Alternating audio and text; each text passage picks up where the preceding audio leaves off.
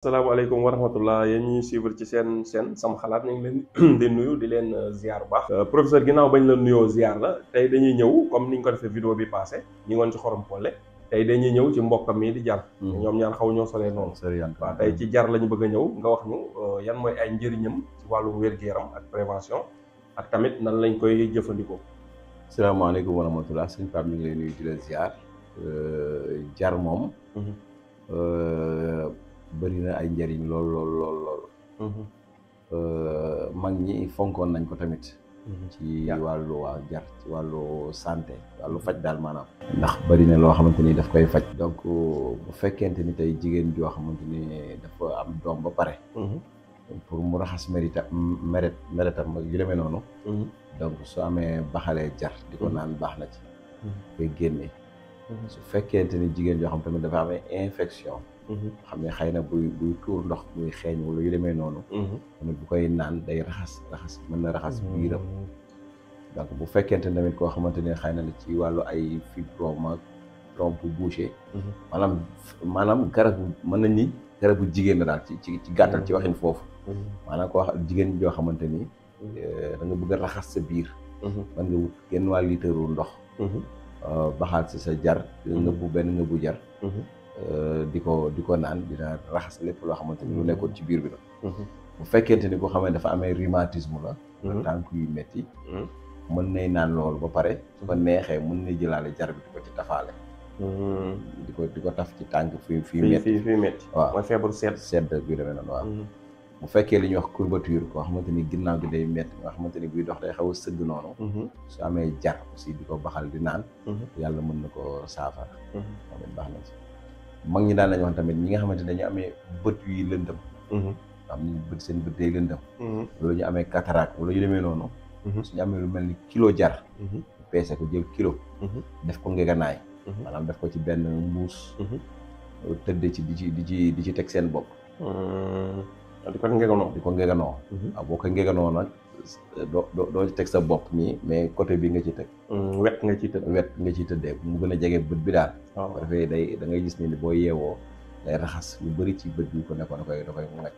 d'accord léegi bu ko defee nag moom ngay def di changer position ñaari bët yi bu fekkee ñaari wet yi waaw. maa ngi da nga def ko ci mbuus tamit. mbuusu tissu ngay wax. tissu waaw. sacoche la. waaw comme ngeenaay waaw kay. voilà samay bañ am ko jël mbuusu perméable toile yi boo ko defee dootul amati ñaar du mën a génn waaw du mën a génn. léegi bu ko defee nag yooyu ngay jël daf ko kii di ko ngeganaayoo. dina day génnee yëpp yoo xamante ni mi ngi woon ci bët bi noonu. waaw dina ko da koy xëcc mu dej même sax boo yeewu fajar nga gis laas yeeg yooyu. waaw ba lu ciy génn day génn ci côté. waaw kay léegi bu ko defee loolu da ngay def opération bi maanaam da nga koy def ay yoon daal. donc pour mu mën a leeral bët ak yu demee noonu. même di ko naan noonu. boole ko ak rëb-rëb.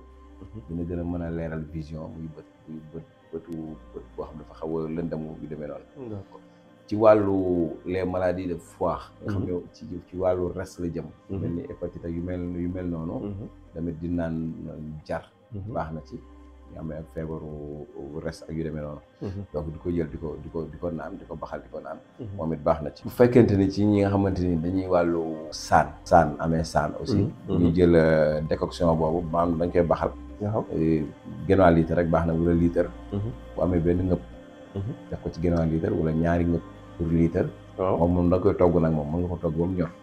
mais togg bi na bañ a yàgg nag. waaw décoction lay nekk nga koy togg comme ni ñuy toggee garab. mais togg bi du yàgg boo ko toggee ba mu ñor nga ub ko. bàyyi ko ba mu sedd commencé di ko jëfandikoo. bu fekkee tamit ci wàllu comme ni ñu ko waxee sànq ndigg luy metti tamit. waaw ndigg. nga xam dañoo amee ndigg. day wut tuuti poobar. wut jar. wut mbante biñ doon wax. waaw boole leen togg. lu mat ñeenti doomi poobar ba juróom rek. bu boole leen togg di ko naan moom it yàlla mën na def mu saafara kii boobu. métit boobu. bu fekkee ndigg la. mais nag loolu da ciy xaw a sax toujours di ci continuer daal. mais bu dul loolu rek du baax. da koy répéter chaque jour temps bu xaw a yàgg. waaw kay d'accord traitement daal. waaw traitement. su fekkee tamit comme ni ñu ko waxee woon ci wàllu éruption maanaam bouton. nga xam nit ki dafa am ay comme genre comme ni ñu ko waxee woon. ay picc. ci yaram bi. moom it bu fekkente ni am na jar boobu di ko naan ba pare di ko ci def di ko ci tay noonu. mën na picc yi mën na gaaw dañ ko mën na gaaw saafara. donc yooyu daal en général. laa xam ne moom jar moom mën na ko saafara. waaw macha allah ci lu gaaw quoi incha allah. boo koy naan nag est-ce que boo koy jëfandikoo dina jar nga tëcc ko soog ko def pour mu gën a gaaw a libérer principe wala jaru ko. non waaw moo gën. su fekkente ni tey da nga koy tucc la. voilà xam nga yooyu boo ci dañuy wow ko ñooñu. waaw mooy jar muy beneen bi ñu doon waxtaanee. xorom poole muy xorom poole. waaw boo ko mënoon a sàjj ba pare li ñuy wax sàjj. waaw doo koy togg moo gën. moo gën. waaw moom loolu moo gën mooy sàjj ko ba mu tas. waaw doo koy togg. waaw moo gën noonu. mais tamit conservateur nu mu tuddati. conservateur la moom it. jar en général boo ko boolee garab yu bëri togg ko. dina tax garab yi du gaaw a yàqu. waaw.